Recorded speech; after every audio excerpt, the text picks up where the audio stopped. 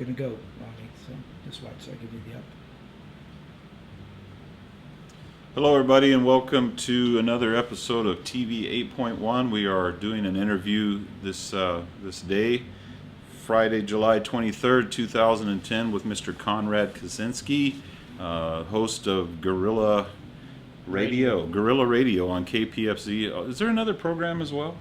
Oh, that's it. That's it, Guerrilla Radio. And basically, we're just going to do a little intro type thing with Conrad, get to know him a little bit, talk about what his passions are in life, and go from there. So, Conrad, welcome. Thank you. And I'm honored to be here on this media today with Alan and Lonnie. I want to first thank you guys for inviting me here to speak here today. And I guess a good place to start is a little background on where I come from personally. I come from two very different family backgrounds in my life. My mom, on one hand, my mom's side of the family is the quintessential conservative, American middle upper class American lifestyle, and that's so I'm kind of half of me is from that social atmosphere, and then on the other hand, my dad. He was living on the streets since he was 11 years old. He was homeless on the streets since then, and after that he pursued a lifelong journey of social and political activism, kind of a lot of revolutionary ideas and change that he tried to bring to this society, and specifically his activism reached an apex right the time that I was born, which was 1991. He was doing a lot of things, and I'm hoping I could get a little bit into that later on in the show, his activism and how that influenced me in my life personally, kind of created the vision that I have. And my one main vision that I have in life that's been constant is this dream of first of all, walking out, dissolving the political, the economic, the social chains of what I would call oppression that we've been living under for millennia, thousands and thousands of years, trying to truly change that by creating a different kind of society, rebuilding society from the foundation up. And I guess a good place to start in describing that vision and how I've come to put it in action in my life is when I first moved here to Lake County in 2003. And in 2003, I was like 14 years old. I was going to Lucerne Elementary School. I live in Lucerne. And by the time I got into 9th grade in Upper Lake Middle School, I was very politically minded, very, very in tune with global politics, what was going on with the war, in Iraq, Afghanistan, the constant build up to that, the Bush administration and the peak of the police state, the military industrial complex that just kind of hit its apex at that point in time. And in 2005, I was going to Upper Lake High School, and I got involved with an organization called World Can't Wait, and their slogan was to drive out the Bush regime in 2005, and they were a national organization that was sponsoring protests all around the country, from schools, high schools, to colleges, to protest in the streets in big cities.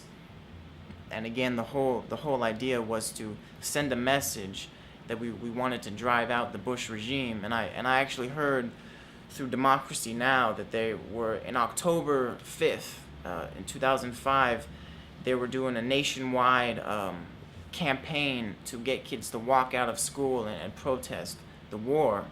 And so I jumped on this immediately, and I started passing out. I wrote up some flyers, passed out flyers in Upper Lake High School.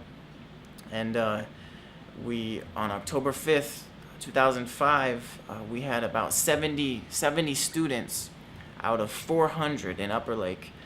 We right after lunch, we got up. We had big banners, huge banners, saying, anti-war slogans, and we marched out of school in violation of school rules, and we marched all the way down to the highway, to Highway 20, where we actually had police escorts stop traffic for us as we crossed the highway with huge anti-war banners, and we walked out of school. And for me, it was a lot of people in that were doing it for their own reasons. Of course, no one wants to be at school, and they'll take any reason to get out, I'm sure. But and for some, it was about specifically what the Bush administration was doing about the war in Iraq, and for me, it was a much broader statement. What my personal thing was, I was protesting the entire system, not just the specific war or the specific office, the specific administration, but the entire political and economic system, which goes to perpetuate and bring about regimes like the Bush administration and these wars that have happened. And so for me, that was a kind of a fundamental disagreement that I had with the World Can't Wait organization. Much after that, see, we were in the front page of the Record B for 2 days in a row with that organization, with that walkout. And so after that, a couple weeks, I continued to organize protest in Lucerne to kind of the same idea, just try to build momentum. And the one thing that I learned out of that, the one thing that was most beneficial, was that I made a lot of connections in the community. And it's actually how I met the station manager, Andy Weiss, for KPFZ. And that's kind of how I got my show, Guerrilla Radio, on KPFZ. And that's what kind of put me in the spotlight of the community, so to say. And then since then, I've been pursuing a lot of different actions and avenues to try to bring forth my basic vision that we need to walk out of this system. Right. At disconnect every level, economically, politically. We need to grow our own food. We need a sustainable, localized economy, and we need to dissolve our chains, our connections to the system that be. So what kind of reaction did you get from school officials? Was there some flack involved? Well, some teachers personally were very supportive. Mm-hmm. Were very supportive of me. The principal of the high school actually threatened to sue me. We actually had an organization. We called it Guerrilla Youth. It wasn't, it was me and some friends. It was Guerrilla Youth, and then the principal actually personally threatened to sue me for the loss of federal funding that would incur from students walking out of school. Uh-huh. So that was the reaction I got from the principal himself. And there was a lot of, there was also, he made some statements that, basically kids shouldn't be walking out of school. Kids should be waiting until they were able to vote, until they could. Oh, really? Yeah, that's the kind of mentality that it was just You're not able to think until you turn at least 18. Is exactly. That's we should wait and be constructively politically active in like electoral processes and things like that. Calling your congressman, or I guess that's the operate within the system that's already yes, that's defunct. Oh yeah. Yeah. And so I begun to in that time period I was participating in conference calls with World Can't Wait, and it was almost every week people from all around the country who were doing what I was doing, just your local ordinary people coming together on these conference calls, just pouring out their experiences, their heart, what their vision was. And I began to see that the focus of World Can't Wait and many of these organizations, it kind of turned into more of like almost like a business, like where you would go and you sell T-shirts, and the idea, the motivation was so limited, on just this one administration, this one war, and for me it was much broader. And on one particular conference call, which I always remember, this one guy, he stood up, His name was Clive. I can't remember his last name, but he has a website called libertyforlife.org, and he actually started talking about the banking system and how kind of enlightening the whole conference call that this is much deeper than any one administration or one war. This is a history of bank consolidation and political consolidation and resource consolidation. It's a era. It's a system. And so since I heard it, it really inspired me hearing him speak personally. And so I did a lot of research after that, and I started to really challenge the system on a fundamental level. And I'm gonna get into that soon. And but with all that said, I guess the next thing that I want to cover is kind of my inspiration from my dad and what he did in his life, because the main goal, the main vision that I have now is less about protesting on the streets, and more about building an economic, self-sustaining way to live. And my dad, when he was growing up, he was dealing with a lot of animal rights issues. He was very radical.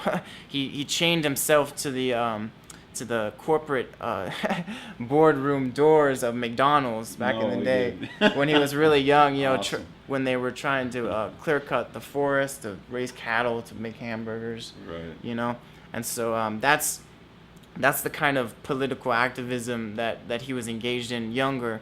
And as he grew up, he got connected with the hemp movement. You know.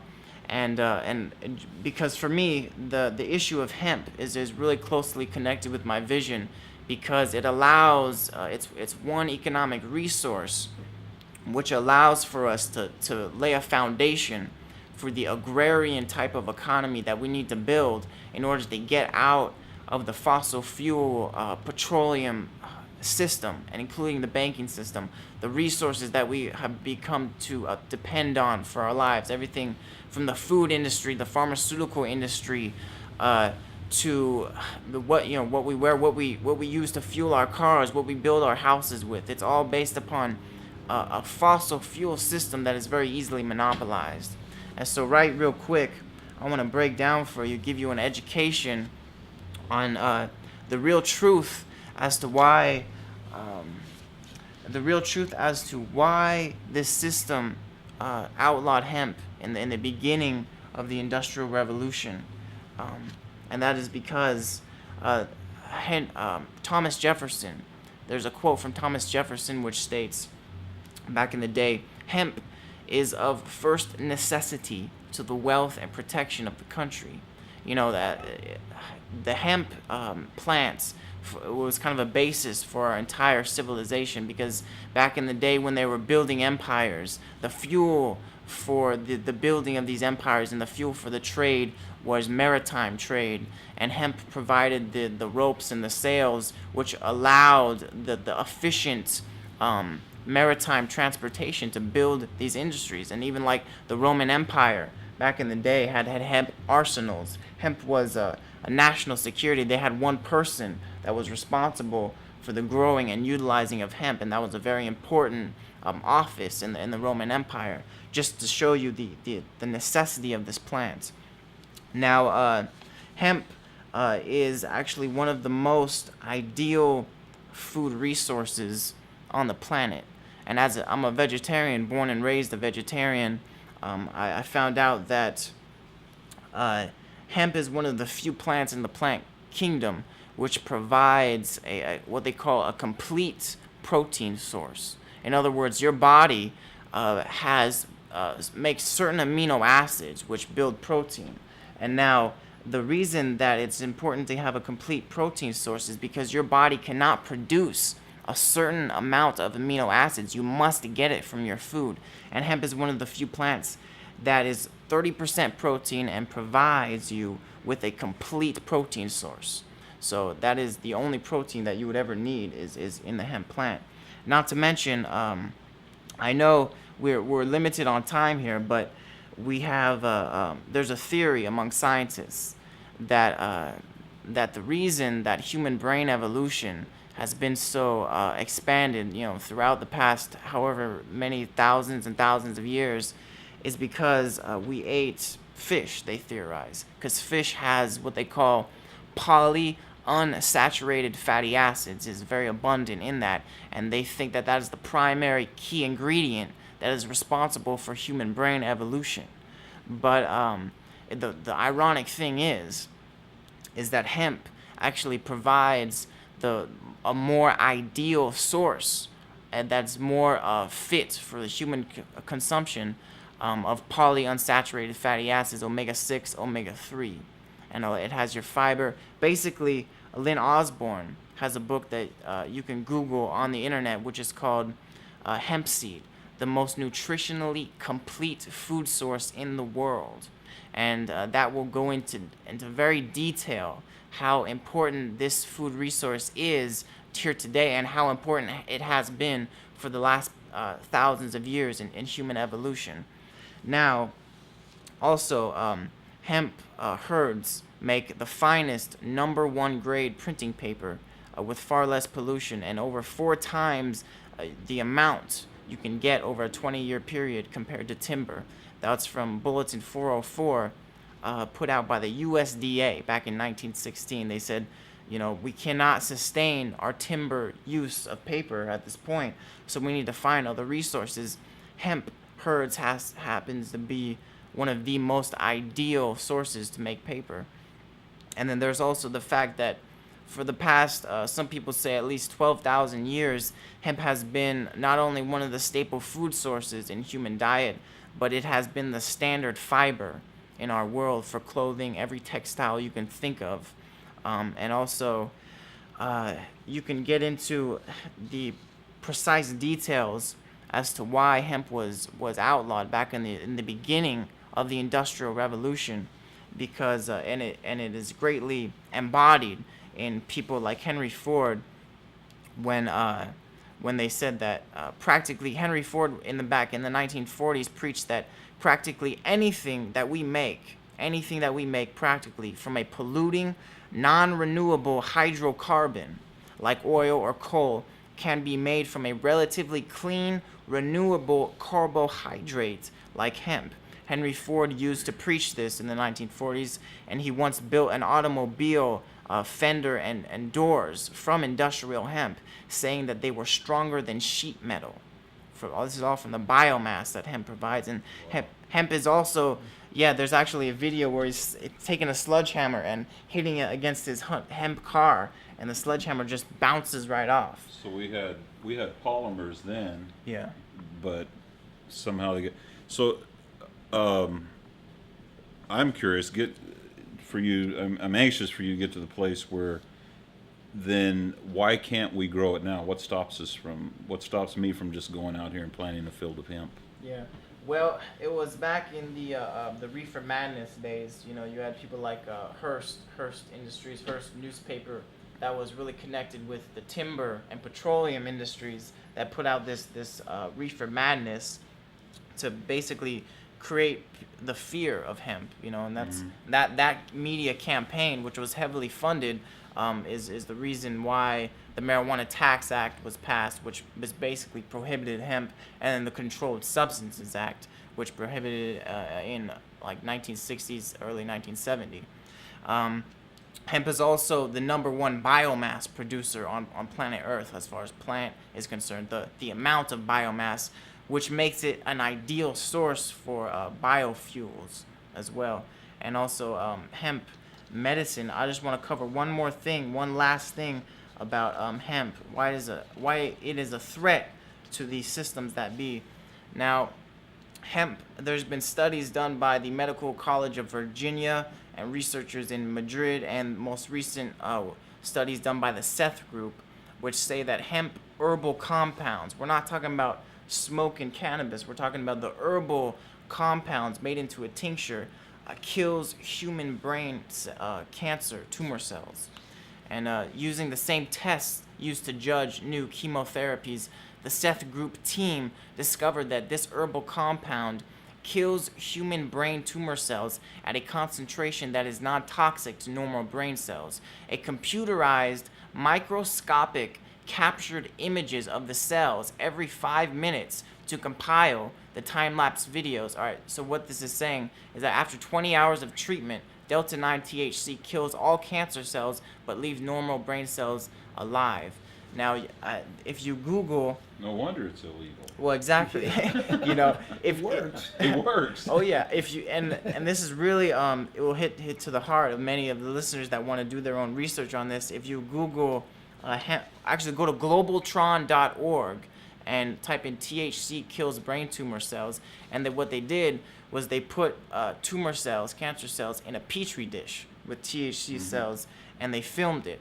And you can see the time-lapse video of the cancer cells coming into contact with the THC and then basically like evaporating. And you can see it in a video. Okay. And so I go into this in depth because that is one of the primary inspirations that led my dad to getting really heavily involved in this issue back in the early 90s. And I'm just going to go over next some of the actions that he took. Well, let me ask you, if I can interrupt you just for a minute, let me ask you, what is the difference between a hemp plant and your standard medical marijuana plant that's going to produce a flower that is smokable? Yeah. Are they the same thing? Well, they're of the same species. You have cannabis, and then you have like cannabis sativa, cannabis indica. Now, basically, up in South Dakota, hemp grows wild up there. And so there's a lot of male hemp pollen floating around. And the thing about the cannabis plant is that the THC plays a fundamental role in the reproductive system of the plant. Mm-hmm. So the less male pollen that you have floating around, the more the females will produce THC in order to create a sticky environment to catch the hemp pollen. Gotcha. And so really fundamentally, you can take any strain, any medical strain, and you can let the males pollinate, and over a few generations, you have less and less THC, and then eventually you'll have what people call hemp. And when you start removing the males, right, then the females are forced to produce more THC. You know. Gotcha. Okay. But at the same time, which gives it the properties that get you high and. Oh yeah, right. and okay, yeah.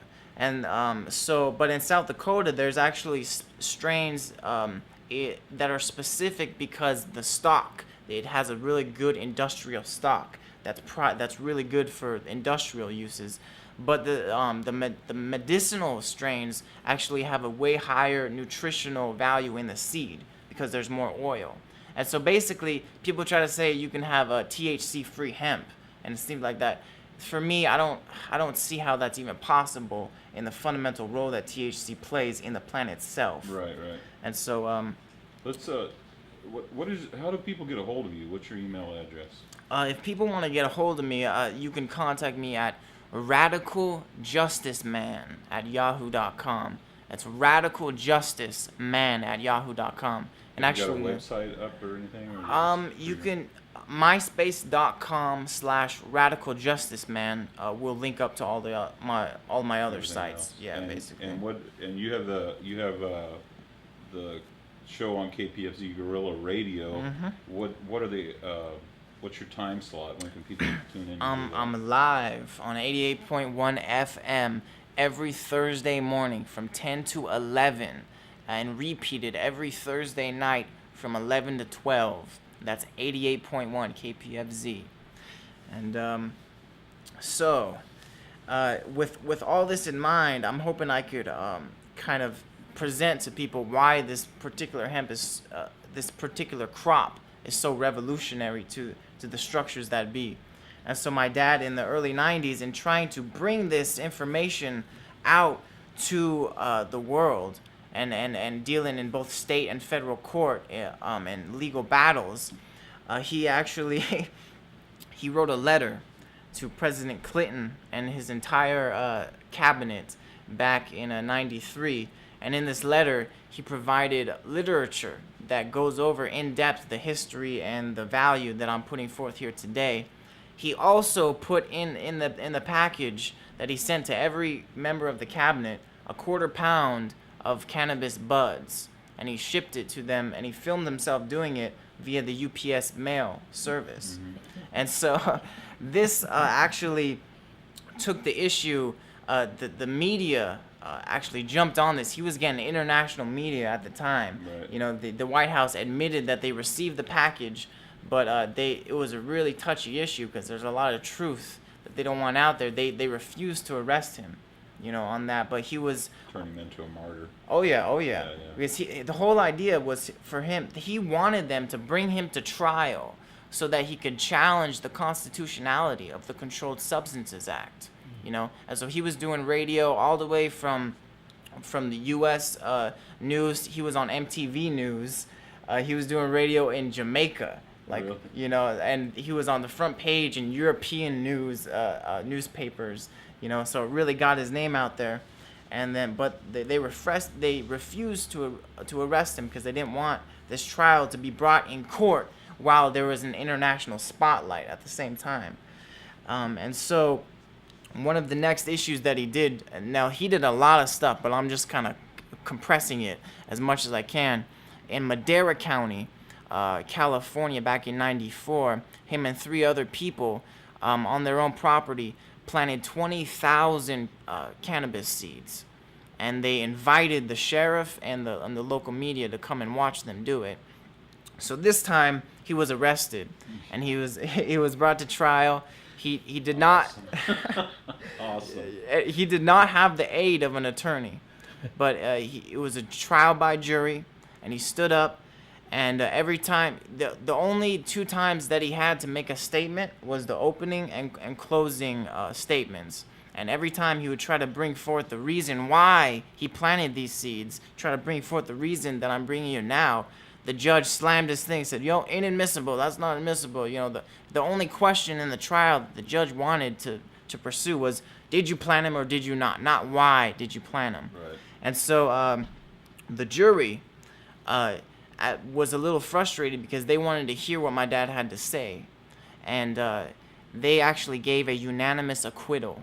Nice. The judge ordered the jury to find a guilty plea. Well, I'd just like to point out the irony of this. I mean, we're talking in what you said in 2005 when you staged the walkout, and the principal told you to wait until you were old enough to participate in the system. What you're describing right now that your father participated in, and they basically told him to shut the hell up too. Yep. So, you know, Yep. ironic. Very ironic. Very. And it was actually one of the first times in U.S. history that a jury nullified a cannabis cultivation charge. Awesome. You know, and so that led him. A lot of people are aware of the Pine Ridge Hemp Project in South Dakota. Well, I was there for a part of my life, and me and my dad and my little brother were there, and my dad actually single-handedly secured and transported, risked his life in prison to secure and transport the hemp seeds, which actually started the Pine Ridge Hemp Project in South Dakota, which is now very famous.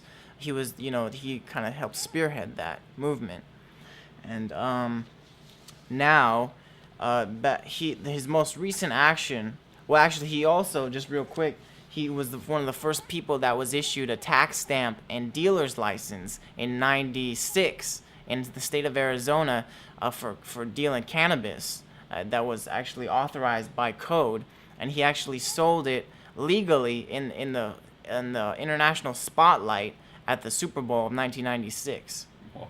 So with the cannabis dealer's license and a tax stamp, he was one of the very few handful of people that the state of Arizona actually issued that to, legally. But his last, most recent action was to actually sue in federal court to try to find the Controlled Substances Act unconstitutional. And he had a religious argument, he had a Ninth Amendment argument, and one of his also primary arguments was that there was inherent conflict of interest between the Controlled Substances Act, which designates the extermination of a species from the face of the planet, essentially, and the government, in trying to carry out that act, has sponsored everything from drug operations to genetically engineering fungal pathogens that are designed to find and kill the genetics of the cannabis plant.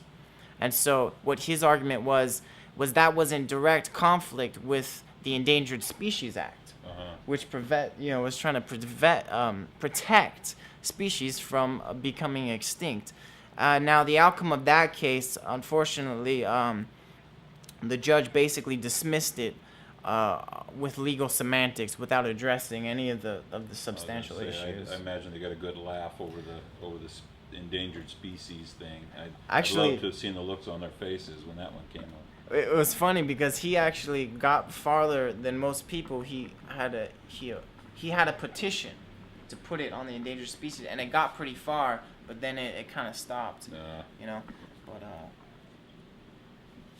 now, what I've been doing recently.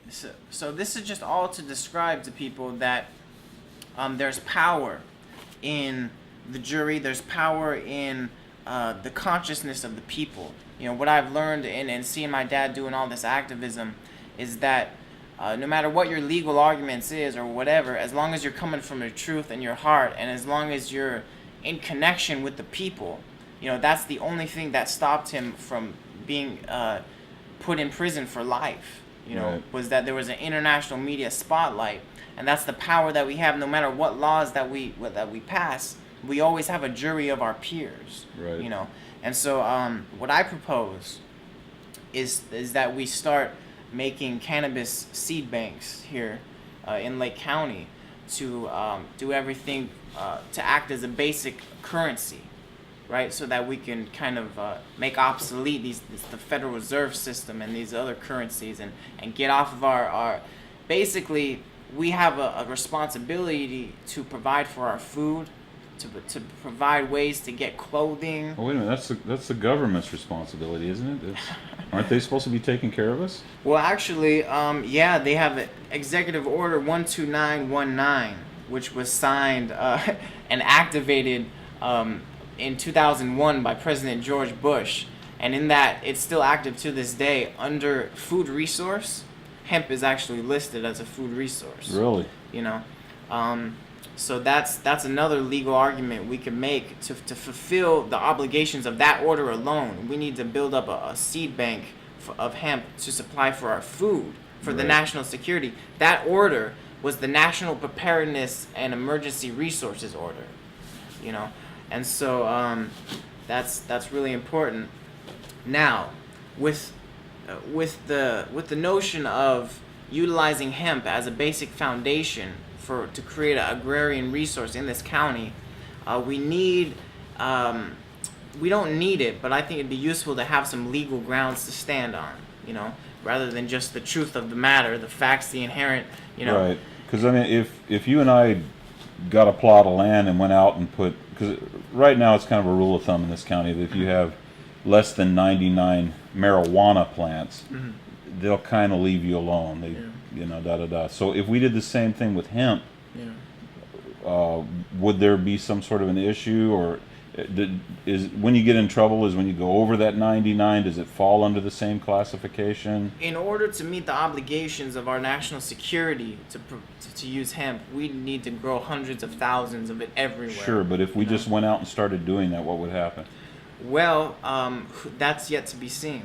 But I actually showed up to the Board of Supervisors meeting that was held on April 27, 2010, and the issue was marijuana cultivation ordinance. You know, and it was kind of ridiculous. They're trying to put out guidelines for how much plants you can grow, like in a certain square footage, and what we permit and what we wouldn't, and it was just insanity to me. So I stood up and I said, I presented two exhibits to the Board of Supervisors. One was a scientific study on hemp seed nutrition. And I said, I can say from the authority of this exhibit that hemp seed is one of the most nutritious food resources on this planet, number one. Right. And the other exhibit I presented was a Popular Mechanics magazine, 1938, which names hemp the new billion-dollar cash crop, you know, because of the cellulose, and because it can make everything from cellophane to dynamite to steel to all the, you know, replace petroleum, etc. So I said, this also happens to be one of the most useful and versatile industrial resources that we have. So now, with that in mind, I read the first section of the California Constitution, the Declaration of Rights. Okay. Now, how many people have read our California Constitution Declaration of Rights? I don't believe I've ever gone that far. That's not me. Section 1 says, all people are by nature free and independent and have inalienable rights. Among these are enjoying and defending life and liberty, acquiring, possessing, and protecting property, and pursuing and obtaining safety, happiness, and privacy. I read this to them, and I basically said, if Article 1 of the Declaration of Rights to the California Constitution does not protect our right to grow the most useful natural resource on this planet, then this document means absolutely nothing. It is meaningless. This is just words that do not serve to protect our basic inherent rights. And I also said that I'm here to lawfully notice you, the Board of Supervisors, that it is my intent to not only grow and cultivate hundreds of cannabis plants on my own private property, but possibly thousands of cannabis plants on my own property.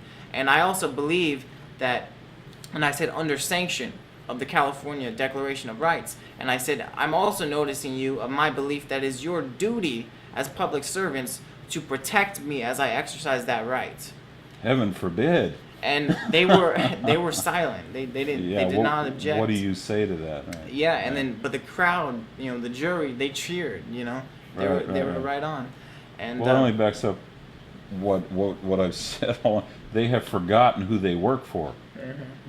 They've absolutely forgotten. I think it's time to remind them. Yes. Yeah, and that's why the avenues for me, it's not in the legislature, it's not even in the courts, because those institutions are owned by the banks, they're owned by the corporations. Our avenue is the village square, Right, the people, right. these media outlets. That's why I'm so inspired to get involved with KPFZ and TV 8.1, etc., because that's the consciousness of the people is where our true power is at. Absolutely. If we do not have that, we do not have anything else.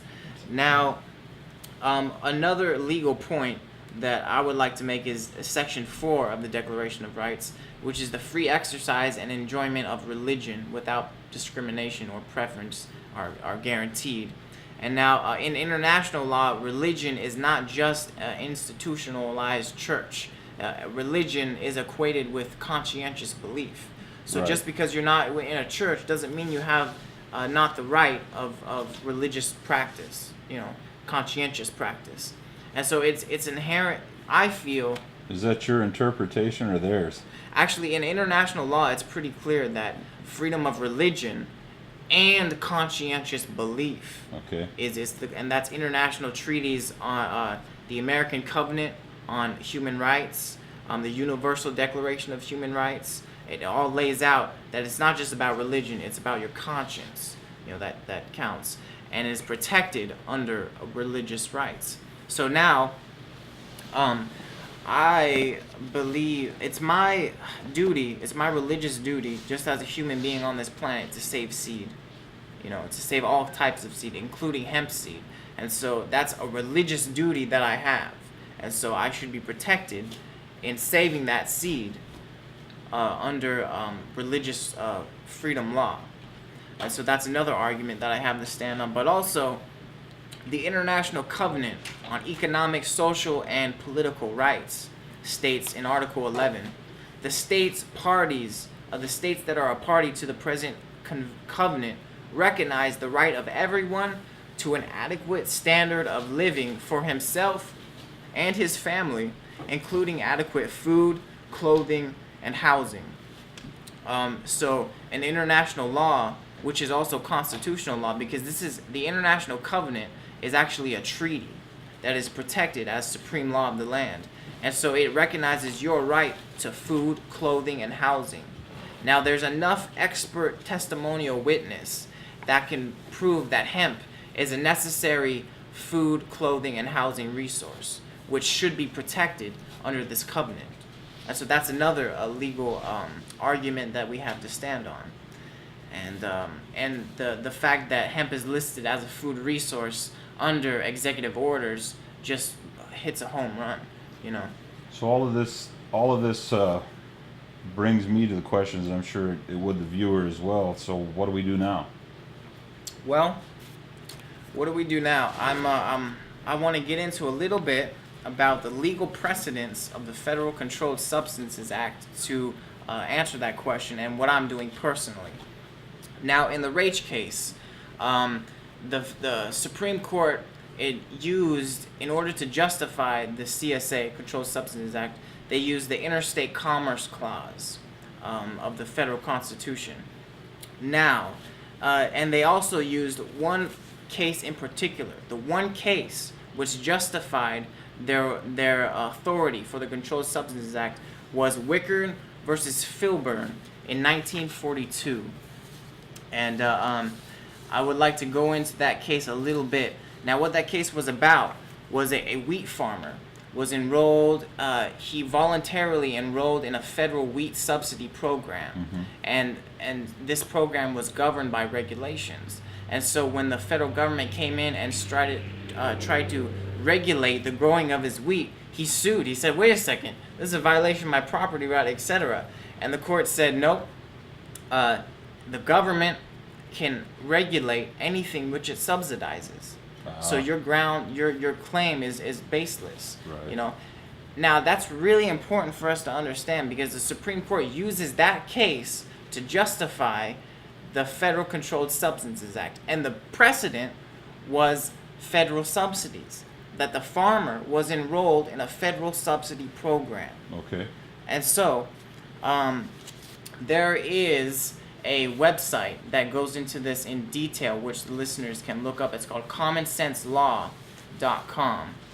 That's commonsenselaw.com. And they give a reward. They said, wanted, proof of federal jurisdiction. Reward is $5,000 to the first person who can prove that our federal government has jurisdiction over all substances manufactured or possessed in the United States.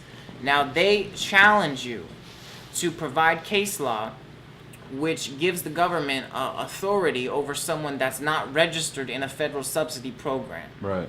All right. Now, Allison Margolin in U.S. versus Linda in 2004 brought up this issue in federal court, and I want to just read a little bit part of her brief. It says, the precedent upon which the federal government's ability to govern interstate commerce, Wickard versus Filburn, is premised upon the fact that the plaintiff in that case registered in a federal program.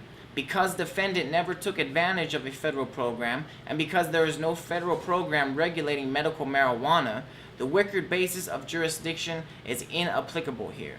Wickard versus Filburn is often considered the controlling precedent upon which Congress has relied on to expand the definition of interstate commerce. The common notion is that nearly any aspect of commerce can be regulated if a piece of wheat could be governed by the federal government. In fact, in that case, the federal government had developed a subsidy system to help farmers in a particular field, that of wheat farming. One farmer, the plaintiff in Wickard, filed a complaint asking to enjoin enforcement of the Agricultural Enforcement Act. The act set up quotas for farmers and imposed penalties for farmers who, while taking advantage of the federal subsidies doled out by the agency, wanted to be immunized from the penalties associated from not following the conditions required to take advantage of these benefits. There is no federal government organization regulating medical marijuana, so she says. Therefore, the federal government lacks the jurisdictional basis asserted in Wickard. As Wickard Court wrote, acknowledging the role of the plaintiff had in bringing about federal jurisdiction over his activity, they said, quote, we can hardly find a denial of due process in these circumstances, particularly since it is even doubtful that appellee's burdens under the program outweigh his benefits. It is hardly lack of a due process for the government to regulate that which it subsidizes. That is the precedent that the Supreme Court used to justify the CSA, the Controlled Substances Act. So, now, what she argues is that there's no, that since they're not regulated, since they're not registered in a program by the FDA or the DEA, that the government has no jurisdiction. But there's something that's more broader in that. the Controlled Substances Act doesn't necessarily just regulate controlled substances. They regulate persons. They regulate people's body. Right. And so what I argue is that if your body is registered in a federal subsidy program, then the federal government has constitutional authority to regulate it according to that case. Mm-hmm. Now, what I have done on January 20th, 2010, I sent a legal notice to the Secretary of State, the President. I sent it to every cabinet member that there was. It's called a Notice of Understanding and Abatement. And what I did was rescind my Social Security number and get out of Social Security. That was one argument that I made, and I sent them a notice. I said, here's my understanding. This card, this number is fraudulent because it does not have my consent. I do not agree with it. I have about 15 points, which is a bunch of legalese, which Right. basically outlines my case. And I said, the result of these points is that card, that number is null and void and is fraudulent, and I'll give you 30 days to respond to me in legal writing to declare why this is not true. And the 30 days went up, and the Attorney General wrote back to me, and they said, well, Conrad, we got your letter, but we're gonna forward it to the Civil Division for response. I never heard back from them. Right. And so after that, I sent out another notice that said, hey, you defaulted on my challenge to you. You're now in default. You have 10 more days to cure your default. Otherwise, this number is null and void. 10 days went up, no response. So I sent a final notice, which is a notice of intentional dishonor and default equity estoppel, which is that since I gave them the due process opportunity to rebut my claims and they failed to do so, if they bring me in court on this issue, they have no right to say that that number is valid. And my argument is that since I'm not enrolled in any federal subsidy program whatsoever, I'm not subject to the Federal Controlled Substances Regulation. Gotcha. And now, partially, what you asked what we need to do, and there's a lot of legal stuff which people feel overwhelmed by. They don't, Right. and so that's why I'm kind of participating in the media, because if we come together and provide like some kind of legal action community support system so we can start growing hemp on a massive scale, and if they come down on us, I would be willing to take the fall. I would be willing to be the one that's actually has the legal liability, Right. And so you could put it on me, and I'd fight that Yeah. personally, but the point is, however we need to do it, we need to start growing this crop to for our own survival, because the system, the petroleum system, the currency, the fiat banking system, it's all crumbling down. So whether or not we take legal action or not, we need to have a seed supply of hemp. Right. That's our responsibility, and so that's why I'm here today talking to people. I'm hoping that I can affect the consciousness of not only the community but the local sheriff and the board of supervisors, and present this information to them so they see that there's no threat in growing this plant, and that Right. it's our responsibility to do so. Now, in that communication, I'm hoping that they'll just leave us alone and we don't have to go to court. Right. Right. But either way, I'm going to grow this plant en masse, for my own survival, my own family's survival, Sure. and help people if they need seed, to provide them the seed to do so. Which is basically what the transition movement is about. Yes, exactly. And so talk a little bit. We have a meeting actually Sunday, July 25th. Yep. At the Clear Lake United Methodist Church on Mullins and Pearl, and it's just a group of people that have come together with ideas like Conrad is espousing here, and just some other concerns, and some concerns that probably haven't been voiced yet, but we're meeting and organizing and starting to take care of things like, what are we going to do about food? Where are we going to get clean water? What are we going to do about toilet waste? There's a lot of things, so definitely want to invite you to attend those things. and there will be more notifications of further meetings in the future. And one of the things that I want to read is Article 6 of the U.S. Constitution, which trumps any argument that the government might make against us for using this plan. It says, Article 6, "This Constitution and the laws of the United States which shall be made in pursuance thereof, and all treaties made, or which shall be made, under the authority of the United States, shall be the supreme law of the land, and the judges in every state shall be bound thereby, anything in the Constitution or laws of any state to the contrary notwithstanding, and everyone is beholden by oath to affirm that." Now, specifically, I want to reinforce the International Covenant on Human, Civil, Political, and Cultural Rights, which acknowledges that we have the right to an adequate food, clothing, and housing. Okay?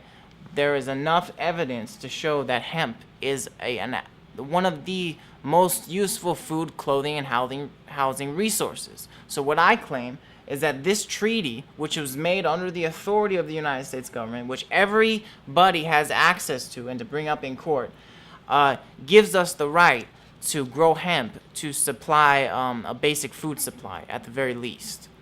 And it's the International Covenant on Political, Civil, and Cultural Rights, and that gives us the right to food, and so that's at the very least that's the legal argument that we can make, which, and it's pretty undeniable. There's nothing they could say against it, because hemp is undeniably a food resource. Right. And this treaty is the supreme law of the land, which protects your right to food. Okay. What becomes more and more clear to me, it's like I already knew that, but I'm just listening to you talk. This isn't our system.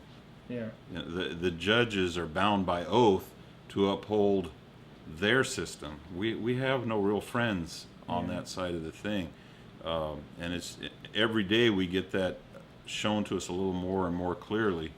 I like a quote that I like to paraphrase by Buckminster Fuller, and he says, "Not to resist the system that you're in that isn't working, but to build one that makes that one obsolete." Yeah. And so, unfortunately, we have to walk both sides of that fence right now, because if we just went out and did things that is our inherent right, our inalienable right to do, they're going to come down on us. Yeah.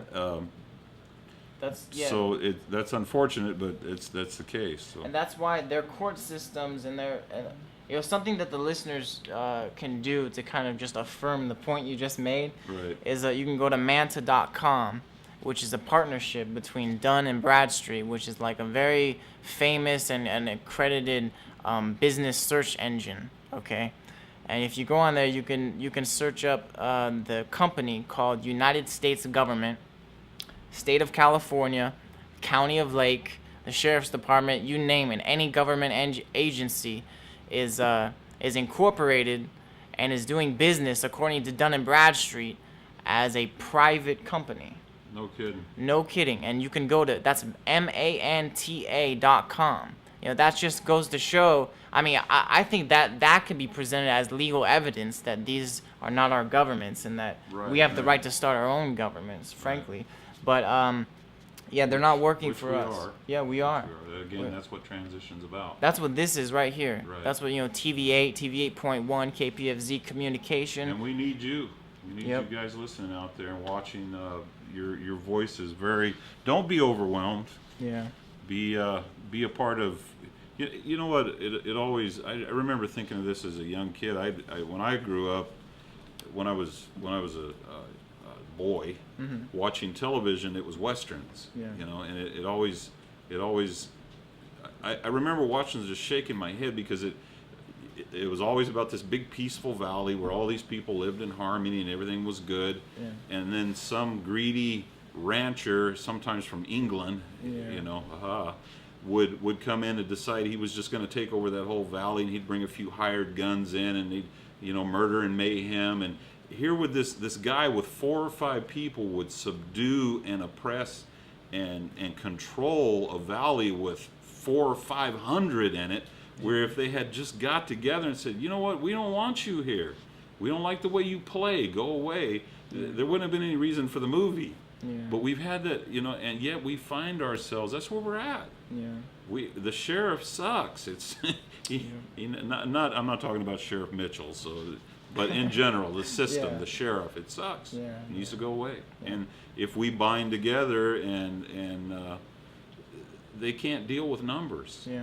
And that's that's the one thing that I've learned in watching my dad. That's why I'm not afraid. It's like I know as long as I'm in communication with the community, from what I've seen, that's the biggest weapon that we have is just the consciousness, of the people.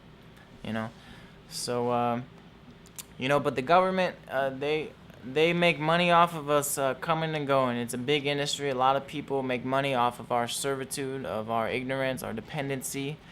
And for me, my whole life is just about objecting, conscientiously objecting, walking out of their system, and then rebuilding, our new way of life, our new society.